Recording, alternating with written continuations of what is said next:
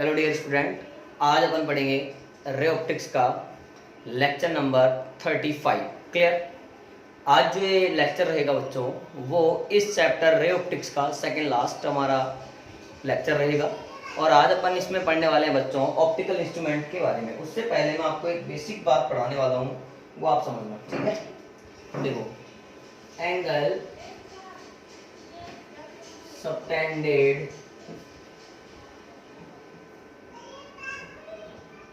On our eye. Angle subtended on our eye कहने का मतलब हमारी आंख पर बनने वाला कोण, एंगल, जिसको अपन विजुअल एंगल भी कहते हैं, विजुअल एंगल भी कहते हैं, दर्शन कोण या दृश्य कोण, हिंदी में लिख दूंगा बच्चों में। एंड साइज ऑफ ऑब्जेक्ट, ठीक है। इसको हिंदी में लिखूं तो लिख सकता हूं बच्चों, आंख पर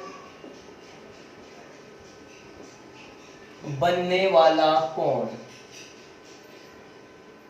ओके, जिसको हमने क्या नाम दिया है, विजुअल एंगल यानी दर्शन कोण,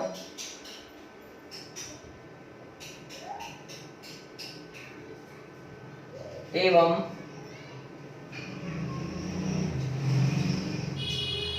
वस्तु का आकार,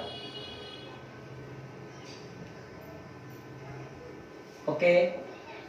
अब ध्यान से देखो बच्चों, किसी भी ऑब्जेक्ट का छोटा या बड़ा दिखाई देना जो होता है वो डिपेंड करता है हमारी आंख पर बनने वाले एंगल पर। कहने का मतलब, मैं मान लीजिए इस मार्कर को देख रहा हूं, अब मान लो इसी के सिमिलर लेंथ का एक और दूसरा मार्कर मैं यहां रख दूं, समझना, जहां मेरा हाथ है ना, ये वाला। तो इन दोनों मार्कर्स को अगर मैं देख रहा हूं तो किसी भी, ये सेम साइज के हैं, सेम हाइट के हैं, मैं भी इसको डायग्राम से भी समझाऊंगा। अगर मैं इन दोनों को आंख से देख रहा हूं तो भैया किसी ऑब्जेक्ट का बड़ा या छोटा दिखाई देना डिपेंड करता है उस ऑब्जेक्ट से आने वाली जो लाइट रेज हैं उनसे हमारी आंख पर बनने वाले एंगल पर। अगर हमारी आंख पर बनने वाला एंगल बड़ा होगा तो वो ऑब्जेक्ट और ज्यादा मैग्नीफाइड होगी, यानी बड़ी दिखाई देगी, और अगर एंगल छोटा होगा तो ऑब्जेक्ट छोटा दिखाई देगा। जैसे मैं आपको एक बेसिक एग्जांपल बताऊं, जैसे बिजली के खंभे होते हैं, पोल्स, है ना। मान लीजिए एक पोल हमारे थोड़ा नजदीक है, एक पोल थोड़ा दूर है, और हमने ऐसे उसको देखना चाहा, तो बच्चों हमेशा ध्यान रखना, अगर दोनों पोल सेम हाइट के हैं, ध्यान से देखना, दोनों पोल सेम हाइट के हैं, तो फिर भी हमें पास वाला जो पोल है वो बड़ा नजर आता है, बिकॉज जो भी समीप के ऑब्जेक्ट हैं, पास वाले ऑब्जेक्ट हैं, उनसे आने वाली रेज से आंख पर बनने वाला एंगल बड़ा बनता है, और जो आंख पर बनने वाला एंगल है उसी को कहते हैं विजुअल एंगल। बात समझना, जैसे मैंने कहा बच्चों, ध्यान से देखना, मैंने कहा ये हमारी आंख है, ठीक है, और हमने ले लिया एक इस तरह से कोई भी ऑब्जेक्ट जिसकी लेंथ कुछ भी हो सकती है, PQ, एक सिमिलर ऑब्जेक्ट P1 Q1, ठीक है, दोनों की हाइट सेम है। अब ध्यान से देखना, इससे आने वाली जो रेज है उसने आंख पर मान लीजिए एंगल बनाया अल्फा, या कुछ भी कह दो, चलो अल्फा कह दो यार, है ना, और इसने बनाया बच्चों ये, जिसका नाम कह दिया बीटा। अब मेरी बात ध्यान से देखो बच्चों, यहां पर जो आपका अल्फा है, here alpha is greater than beta, यानी कहने का मतलब जो पास में रखा हुआ ऑब्जेक्ट है उससे आंख पर बनने वाला एंगल दूर रखे हुए ऑब्जेक्ट से आंख पर बनने वाले एंगल के कंपैरिजन में बड़ा बनता है। इसका मतलब जो ऑब्जेक्ट पास रखा हुआ होता है वो बड़ा दिखाई देगा, बात समझ में आ रही है, और जो ऑब्जेक्ट दूर रखा हुआ है वो थोड़ा छोटा दिखाई देगा। Is it clear? तो कहने का मतलब किसी भी ऑब्जेक्ट का जो साइज होता है वो डिपेंड करता है उसकी वजह से हमारी आंख पर बनने वाले एंगल पर। अगर एंगल बड़ा होगा तो वो हमें बड़ा दिखाई देगा, और अगर एंगल छोटा होगा तो हमें छोटा दिखाई देगा। क्लियर है बच्चों? अपन आज इन बातों को समझते हुए चलेंगे, ठीक है। आप यहां से नोट्स ना बनाएं, मैं डिस्क्रिप्शन में आपको PDF नोट्स प्रोवाइड करवा दूंगा। क्लियर? अब आ जाते हैं बच्चों अपन सीधे से टॉपिक जो हमारा है ऑप्टिकल इंस्ट्रूमेंट। उससे पहले मैं एक चीज आपको और समझा देता हूं, देखिए अब ध्यान से देखें तो जो भी ऑप्टिकल इंस्ट्रूमेंट होंगे चाहे वो हमारी आंख ही क्यों ना हो, उसकी भी अपनी एक मैग्नीफाइंग पावर होती है। तो नेक्स्ट टॉपिक हमारा रहेगा मैग्नीफाइंग पावर। ठीक है बच्चों, मैं थोड़ा बोर्ड ठीक कर ले रहा हूं।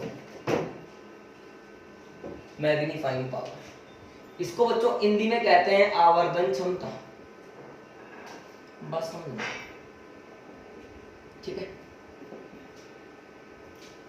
Magnifying power is defined as the ratio of, magnifying power m, इसे m से डिनोट करते हैं, is defined as the ratio of angle subtended by the image on our eye upon angle subtended by the object on our eye. Angle subtended by the image at our eye, ऐसे लिख लूं, image की वजह से हमारी आंख पर बनने वाला angle upon angle subtended by the object at our eye. माना कि जो आंख पर इमेज एंगल बनाता है उसको हमने आज ही सिंबलाइज कर लिया, हमने फिक्स सिंबल ले लिया बीटा। तो ध्यान रखना, हमने जो माना है वो बीटा माना है। कौन सा एंगल? प्रतिबिंब द्वारा आंख पर बनने वाला कोण, इमेज द्वारा आंख पर बनने वाला कोण, अपॉन, तो अल्फा क्या हो जाएगा, अपने आप ही मान लिया, ऑब्जेक्ट द्वारा आंख पर बनने वाला angle, m is equal to आ गया बीटा अपॉन अल्फा। क्योंकि ये भी एंगल है, नीचे भी एंगल है, then we can say that m is, बोलो बच्चों, यूनिटलेस एंड डायमेंशनलेस आल्सो। ये एक यूनिटलेस एंड डायमेंशनलेस क्वांटिटी होती है। बस मैं फिर कह रहा हूं, केवल वीडियो लेक्चर से आपको समझना है, नोट्स मैं आपको प्रोवाइड करवा दूंगा। आया समझ में? अब आ जाते हैं अपन, आज का जो हमारा वीडियो लेक्चर रहेगा वो पूरा का पूरा माइक्रोस्कोप पर रहेगा। नेक्स्ट जो वीडियो आएगा वो टेलीस्कोप पर आएगा, और फिर अपन इस चैप्टर की बच्चों बोल देंगे पूरी तरह से जय। तो पहले अपन आज स्टार्ट करते हैं माइक्रोस्कोप। आइए प्यारे बच्चों, आइए मेरे प्यारे बच्चों, समझना मेरी बात को गौर से समझना। अपन पहले बात करेंगे माइक्रोस्कोप की। हिंदी में बच्चों कहते हैं सूक्ष्मदर्शी।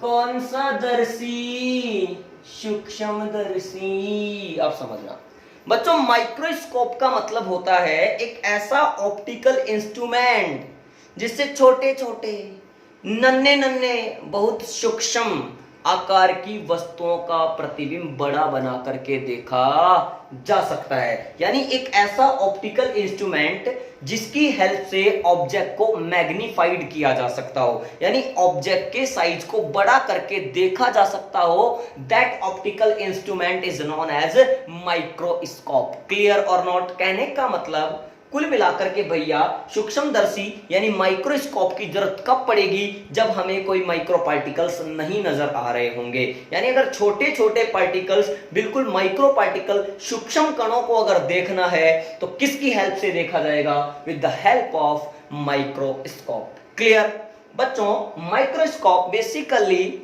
is of two type. The one is simple microscope and second is compound microscope.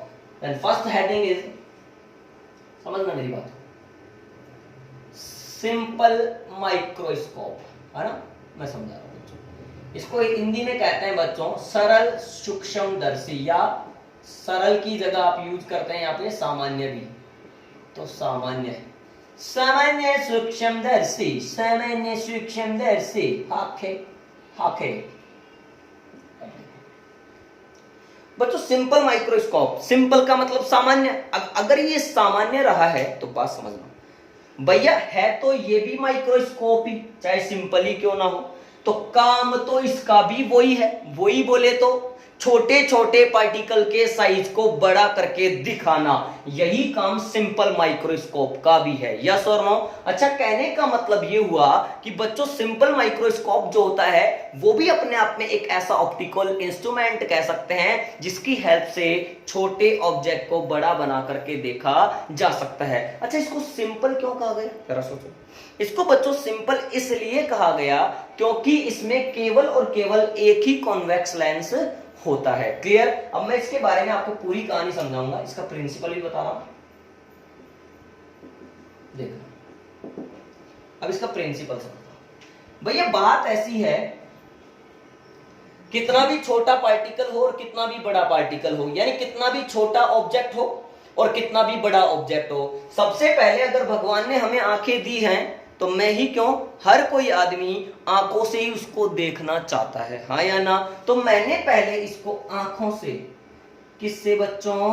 आंखों से देखना चाहा। ये मेरी आंख है, समझना पूरा, डेरिवेशन करके बताऊंगा, बोर्ड के हिसाब से बहुत इंपॉर्टेंट है, 4 नंबर का क्वेश्चन बनता है हमारे आरबीएससी में।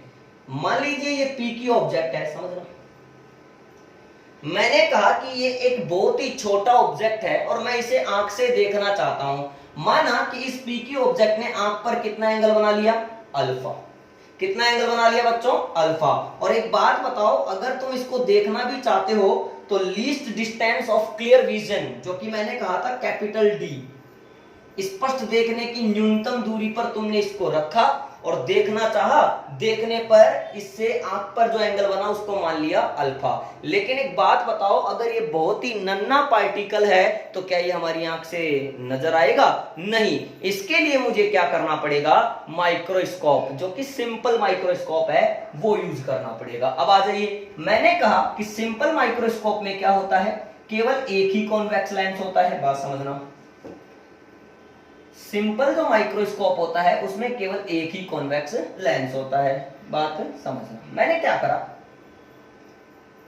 इस ऑब्जेक्ट PQ को उठा करके इस कॉन्वेक्स लेंस, ये सिंपल माइक्रोस्कोप का डायग्राम बना रहा हूं, के सामने रख दिया।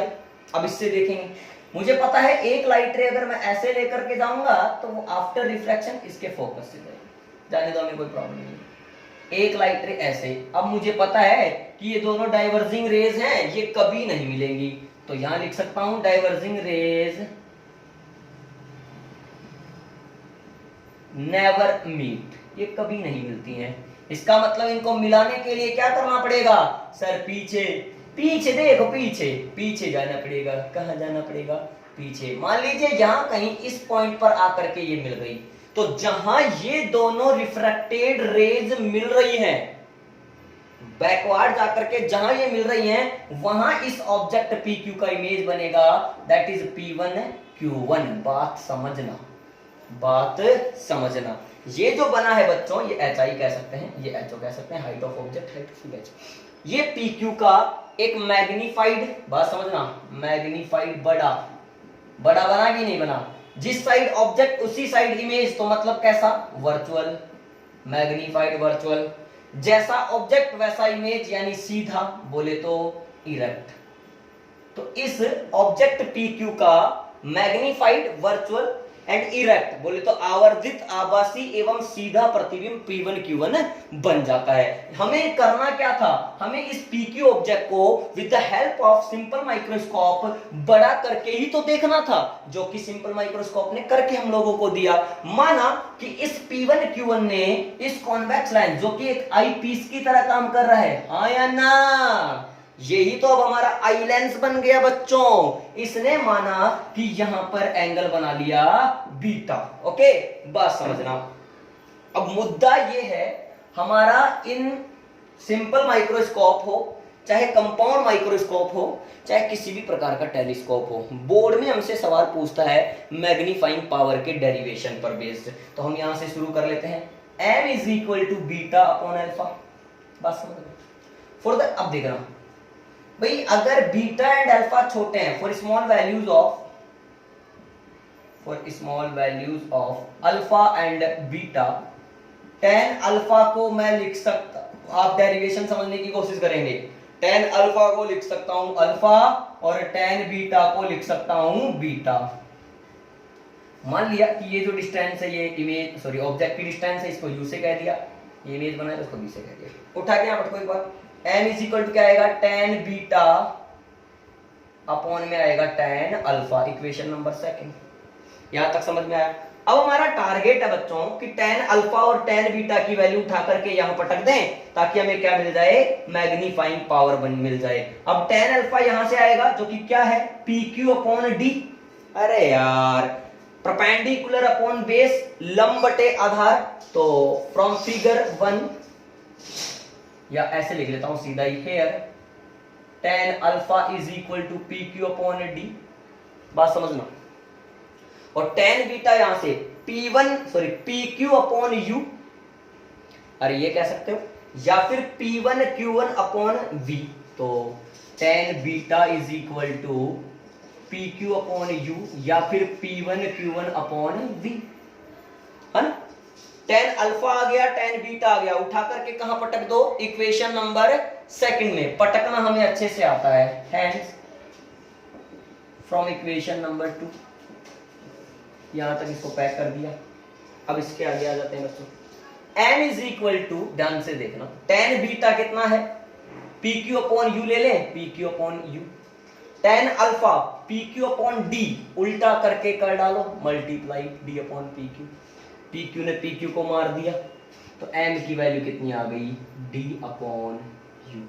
हाँ या ना, इक्वेशन नंबर आ गया मेरे पास में 4th, where d is least distance of clear vision, स्पष्ट देखने की न्यूनतम दूरी, और u क्या है बच्चों, ऑब्जेक्ट की डिस्टेंस। अब मेरी बात एक और समझना, तुमने कहा कि सर सिंपल माइक्रोस्कोप में एक ही कॉन्वेक्स लेंस होता है, बिल्कुल तुमने मान भी लिया।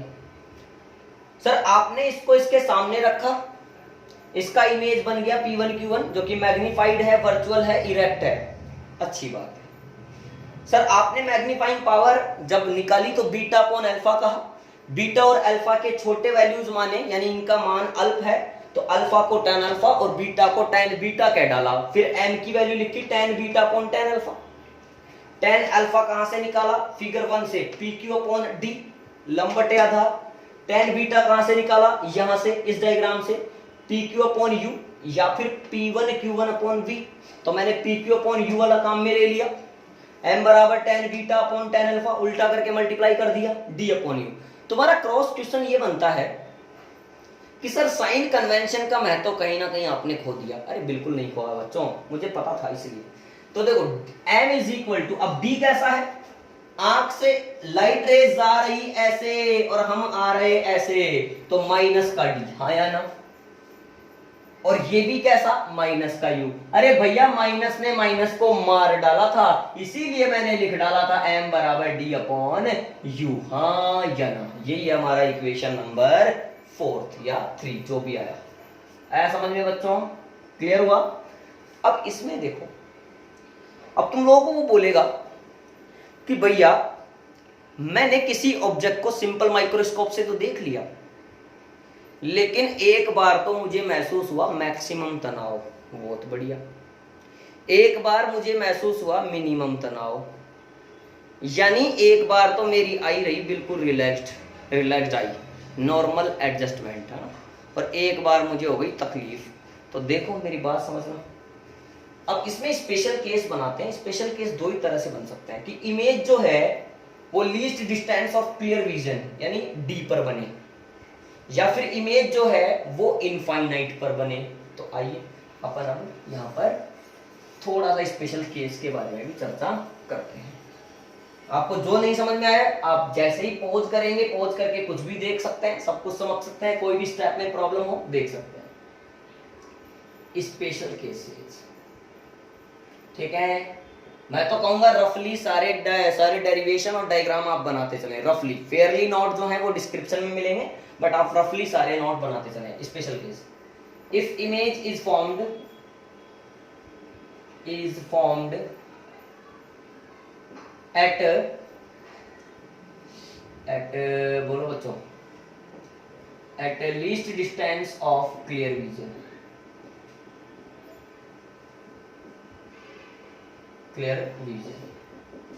ठीक है। अब ये जो चक्कर होता है बच्चों, ये होता है कंडीशन ऑफ मैक्सिमम टेंशन, अधिकतम तनाव की स्थिति यही होती है। मैं समझाऊंगा कैसे, बात समझना। अगर आपका इमेज जो है वो डी पर बनेगा तो we can say that here v is equal to minus d, क्योंकि इधर ही बन रहा है। u is equal to minus u है, समझ रहे हो क्या? ठीक है। f is equal to plus का f, नहीं कहोगे क्या? तो by lens formula, 1 upon v minus 1 upon u is equal to 1 upon f, तो 1 अपॉन d की जगह, सॉरी 1 अपॉन v की जगह minus d, minus minus plus 1 upon f, तो यहां से 1 अपॉन u कितना आ रहा है? 1 upon d plus 1 by f। बच्चों अगर मैग्निफिकेशन या मैग्नीफाइंग पावर यहां देखोगे तो d बाई u आ रहा है, जबकि इस स्पेशल केस के लिए एक वैल्यू हमें मिली 1 अपॉन u। अगर मैं इस इक्वेशन के दोनों साइड को d से मल्टीप्लाई कर दूं तो यहाँ d बटे u बन जाएगा। अगर यहाँ d बाई u बन जाएगा, that term is also called magnifying power of simple microscope. Then अब देखना, मल्टीप्लाइंग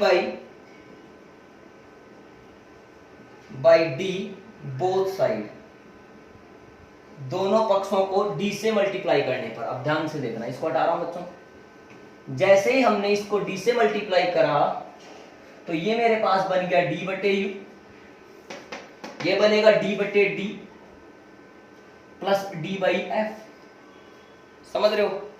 अब बच्चों इसको कह सकता हूं m, कह दिया, इसको कह दूंगा 1 और प्लस का d by f, m is equal to 1 plus d by f। यहाँ पर जो मैग्नीफाइंग पावर है वो भी मैक्सिमम आया है, और ये कंडीशन कैसी है? जब आंखों को ज्यादा तनाव महसूस होगा, ये वो वाली कंडीशन है। क्लियर हुआ? यहाँ पर आप देख सकते हैं d को चलो मैं फिक्स भी कर दूं तो फोकल लेंथ जितनी ज्यादा होगी मैग्नीफाइंग पावर उतना कम होगा। क्लियर है? ये भी आप लोग दिमाग में रखें। सेकेंड पॉइंट इसका आप देख सकते हैं, अगर आपका जो इमेज है वो कहां बने बच्चों? इनफाइनाइट पे बने। इफ इमेज इज फॉर्म, इसी में निपटा देते हैं, इज फॉर्म्ड एट इंफिनिटी। ये कंडीशन है, कंडीशन ऑफ मिनिमम टेंशन, यानी ये नॉर्मल आई, नॉर्मल एडजस्टमेंट, जो कई बात कह सकते हैं इसको, एडजस्टमेंट, नॉर्मल एडजस्टमेंट कह देते हैं, या फिर रिलैक्स्ड आई, रिलैक्स्ड आई ऐसे भी कह सकते हैं उसको, स्ट्रेट आई, हाँ उधर वाली कंडीशन, ये वाली, ये रिलैक्स्ड आई वाली। यहाँ पर v कहाँ बन रहा है? माइनस इंफिनिटी पे। u कहाँ है? Minus u। और बच्चों f क्या है? प्लस f, क्योंकि कॉन्वेक्स लेंस की फोकल लेंथ पॉजिटिव होती है। By lens formula 1 upon minus infinity 1 upon v, minus 1 upon u, तो minus minus plus is equal to 1 upon f। तो 1 अपॉन अनंत क्या होता है? 0। तो यहाँ पर ये क्या बन रहा है? 1 upon u is equal to 1 by f। वापस से क्या कहोगे? दोनों पक्षों को d से मल्टीप्लाई करोगे तो d upon u is equal to d upon f, तो m की वैल्यू कितनी आ गई? d by f। ये मिनिमम मैग्निफिकेशन आया है, यानी यहाँ पर जो मैग्निफिकेशन आया है वो मिनिमम है। तो यहाँ पर आई जो है वो आराम से अपना जो ऑब्जेक्ट है उसको क्या बच्चों बोलो, आराम से मैग्नीफाइड करके देख सकती है with the help of simple microscope. तो ध्यान रखो, सिंपल माइक्रोस्कोप का अगर प्रिंसिपल भी हम लोगों से 1 नंबर में पूछता है तो हम यही कह सकते हैं, सिंपल माइक्रोस्कोप का बेसिकली जो वर्क होता है वो एक ऑब्जेक्ट का बड़ा इमेज बनाना होता है या उसको मैग्नीफाइड करके हमें दिखाना होता है। आई होप ये आपको अच्छे से क्लियर हुआ होगा। आप इसको पहले देख लें, समझ लें, है ना, और फिर अपन सेकंड पढ़ने वाले हैं कंपाउंड माइक्रोस्कोप।